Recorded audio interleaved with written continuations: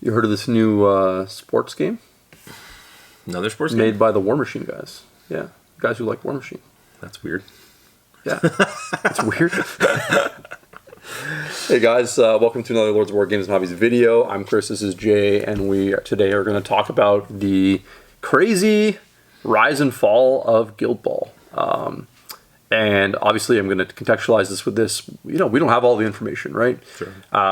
It's really just going to be from, obviously, like all of our videos, from our perspective.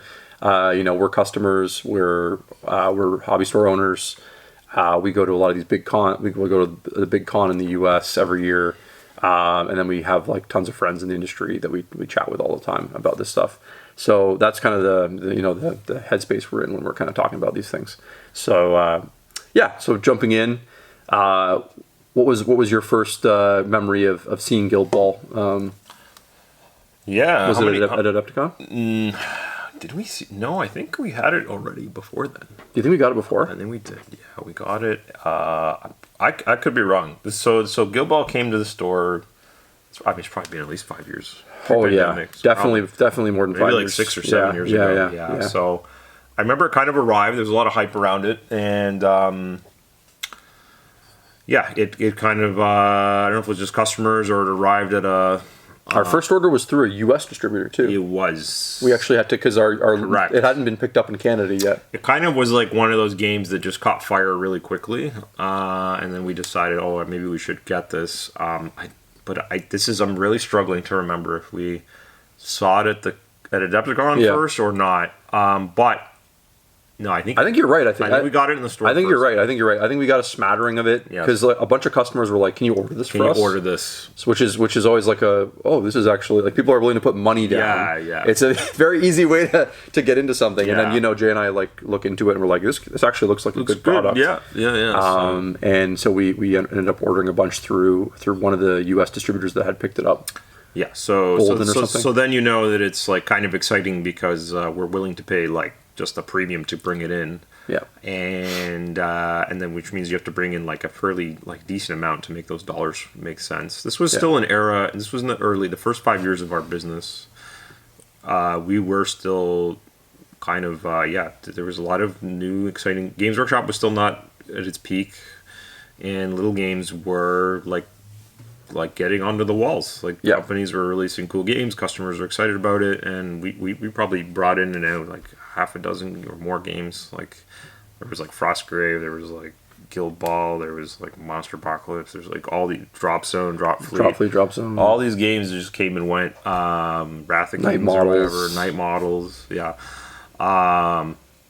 none of those survived though, by the way.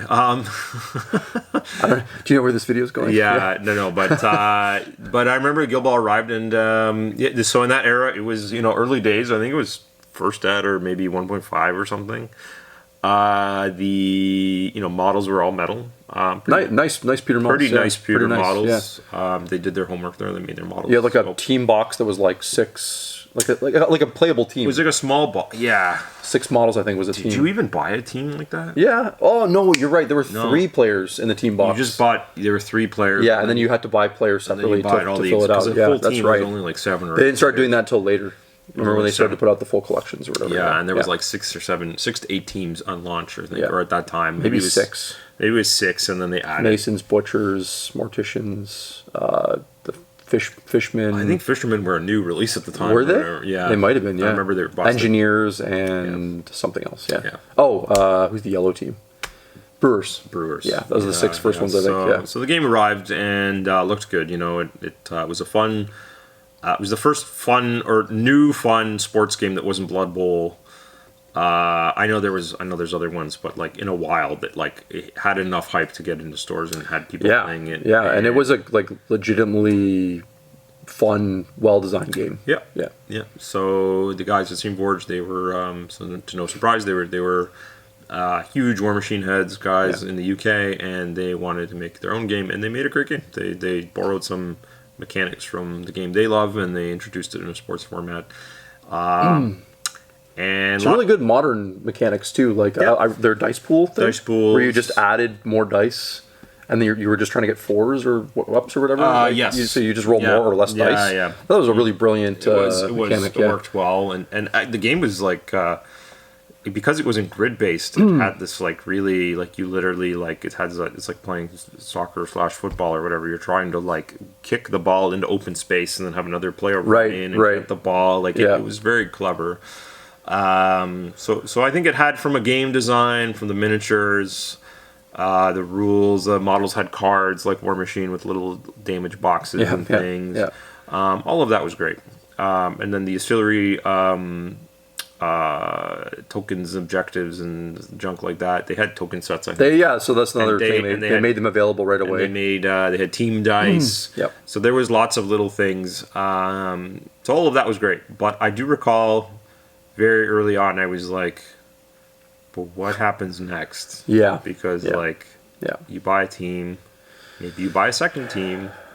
So this is then what happens? And I remember them even saying something like, when they're in the design spaces, they wanted to go wide as opposed to deep. So they knew that if they add, like, because one of the lessons of War Machine, I think, actually, is if you release, and we've joked about this in the previous video, 80 to 90 units for, Signar. Yeah. At some point, to make them unique, you almost have to, like, make them unsignarian.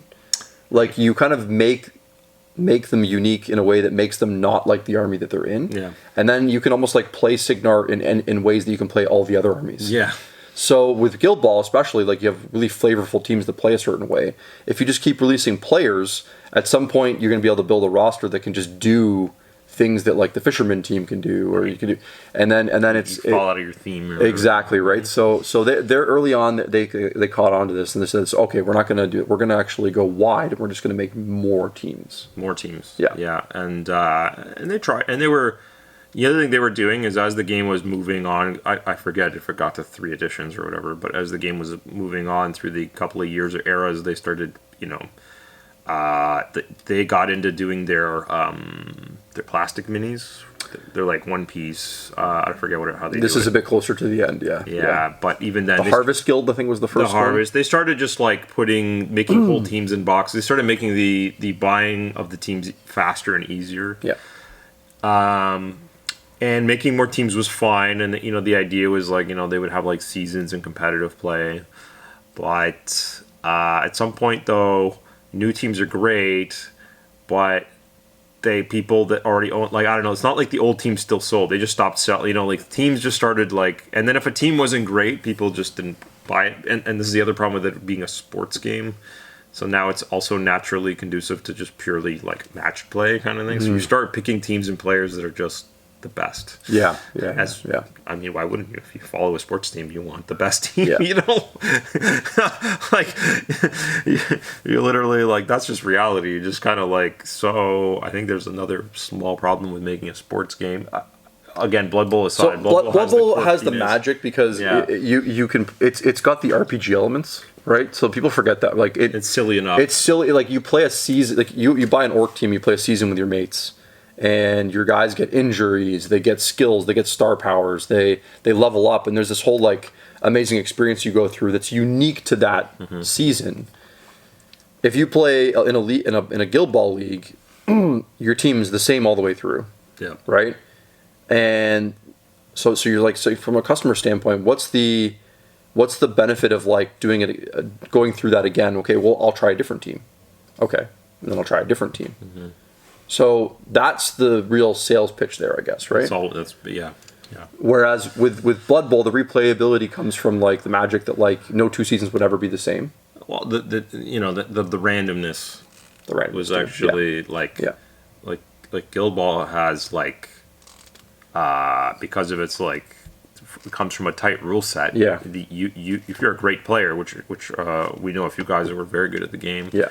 They would just like pick you apart. Yeah. Like they would just but just knock out the key players on your team, neutralize certain players, and then they would just rip goals. And you could score. The thing about Guildball is you could score a goal, and then the ball gets thrown out again, and you could score again right away, and you could just keep pumping 3 goals in a row almost. Yes. Which is kind of funny. Yeah. So it didn't. It was almost like a victim of its own great tight rule set. It's just like a problem for. I think that's a hard thing sometimes for people that are making games in a really honest way. Like they want to make the best game they can. People forget, like, one of the reasons GW games have like stood the test of time. Obviously, the company's huge, but they weren't always, is because they have like a lot of randomness in them. Yeah. And one of the things about luck in games, this is why like board games that have like lots of luck are more family friendly. Yeah. And this isn't meant to insult anybody. It lets you hide in the luck, right? Like if you have a bad game or you're not doing well or you're not even that great at it, the dice. Yeah. Next time, I'll get you next time, and the dice didn't go my way this way. You can kind of like always kind of play that up a little bit, and part of it will be true, right? Yeah, and it also creates memorable cinematic moments, right? That's true too. Yeah. Things that shouldn't have happened but did. Yeah. Whereas, like, if you're really a really great Guildball player, you can stack things in a way that there's almost like no way it can go against you. And some team matchups were just yeah. But so then moving along. So then they started to see like there's an end of the road here, and obviously the last chapter of that. Before we get into that, I just want to point out, it's one thing we kind of skipped on. Sure. One of the reasons these guys ascended to such greatness in terms of like, because I still think it's an incredible achievement to get your miniature game on a shelf in a hobby store, like, and at the distributor level. That's like an incredible achievement. One of the reasons they were able to do this is because of how they marketed themselves at Adepticon and big events. They had a huge footprint. They had brilliant banners. The artwork was awesome, and they had super enthusiastic staff working at the booths, running demos for 5 days, basically. Yeah. Just getting people so jacked about shoving product in your hands. Yeah. It was impressive. Like I'm very rarely impressed with booths at these conventions, but that one blew. That one's a memorable one, like probably a top 3 example of how to run a booth. Shows, and they really pushed it. And the game did really well. Our friend Byron from Artis Opus is partially responsible for that. Like if you ever see him at the Artis Opus booth, he's doing the same thing now there. Putting brushes in your hands. He's still doing it. Yeah. That guy knows. He knows. Yeah. He knows that sales is same thing at the store. It's your foot never comes off the gas. It can't. It's an experience. You have to continue. To push your product, remind people of it. Yeah. No, that's excellent. Yeah, that's true. We can't say enough about how important that was to the success of their game and probably their company overall now as they've pivoted into other products.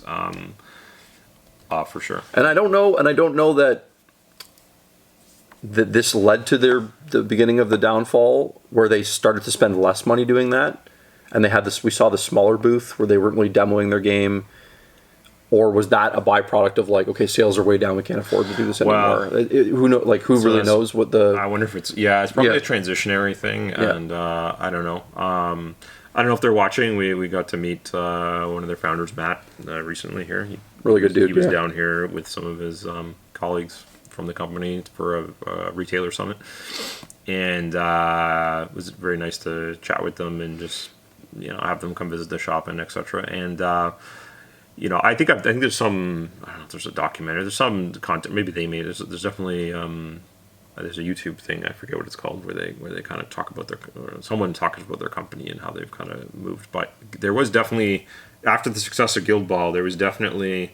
And then it's like abrupt end. There was definitely a transition period where they were trying to find their footing as continue on as a. I guess they wanted to be like, we're a game. We want to make games and not just be known for one thing. We want to be like.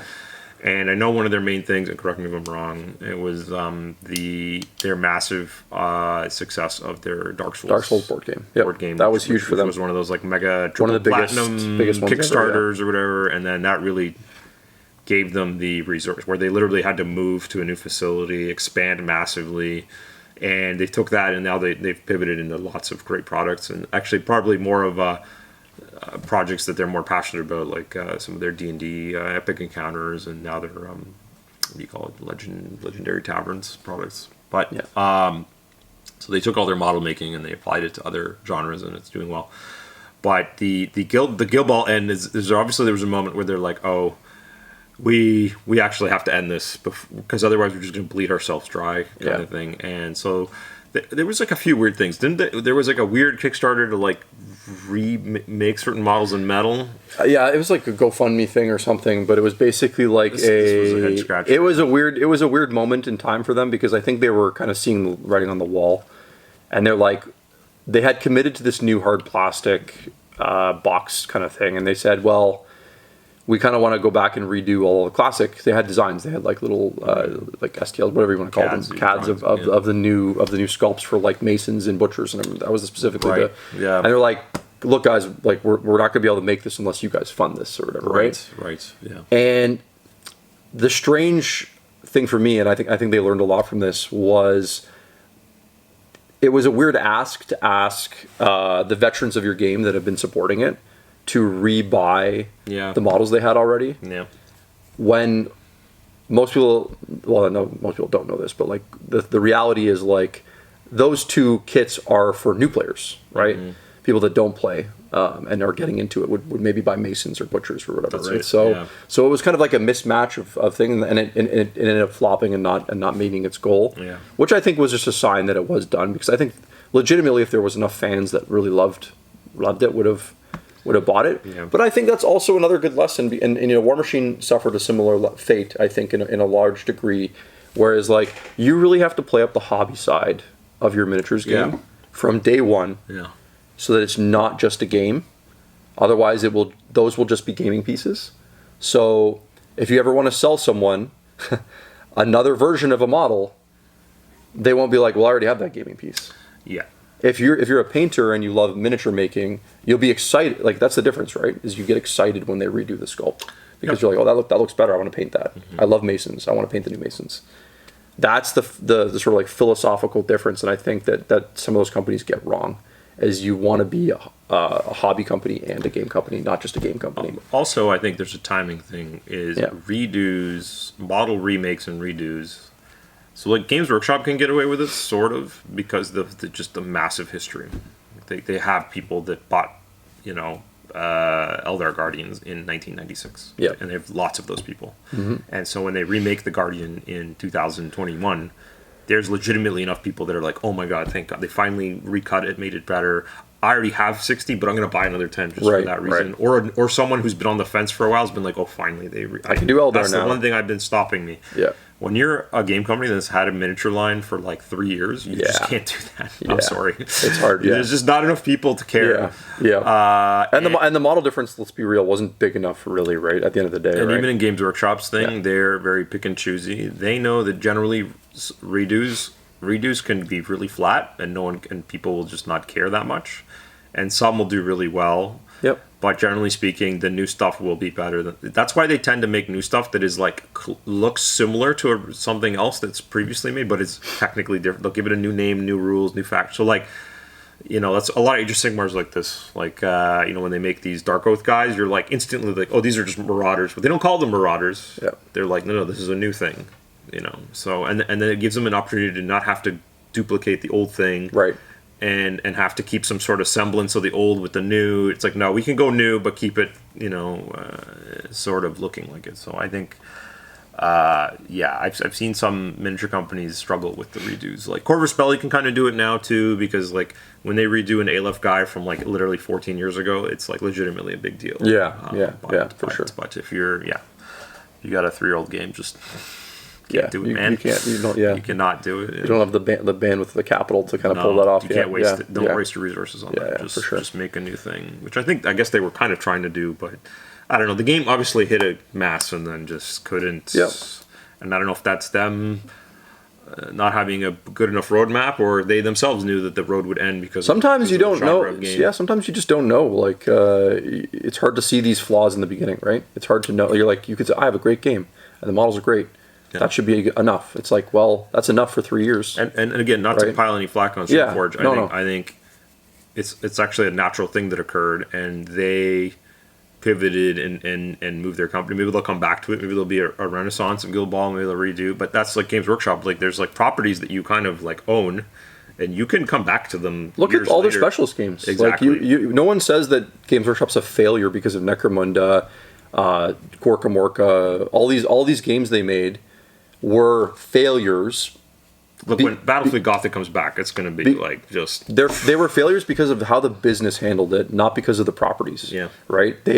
We've talked about this before, but like they put too much of it in stores. Sure. And not enough people were interested, so it didn't sell as well. And then they were overburdened on it, and then they had to, shut it down completely. Yeah. It was not a failure of Necromunda. It was a failure of their expectations of how much it would sell. Yeah. So I think all these things can work. It's just a matter of how you kind of like put them out there in the world.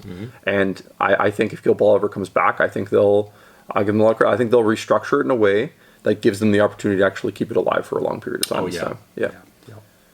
So yeah, hopefully you like. Did you have any experience with Guildball or Steamforged Games? What do you guys think of the company? And what's been your experience? Do you have any comments about anything we said in the video? Do you still play? Yeah. I think I eBayed like some kits, like the last little few like party kits we had for those like last year. Someone bought them. I was like, oh, that's pretty cool. Someone out there still keeping the flame alive or whatever. Yep. So like and subscribe if you like this kind of videos, and we'll see you guys next time. Take care. Bye.